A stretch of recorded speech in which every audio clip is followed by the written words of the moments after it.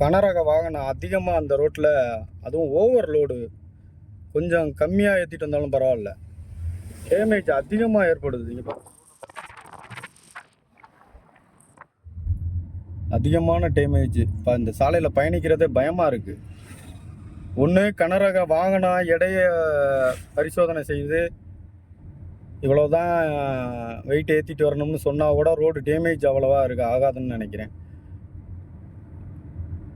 ஒன்று வாகனத்துக்கு விதிமுறை கொண்டு வரணும், இல்லை இந்த சாலையை புதுசாக சீரமைக்கணும்.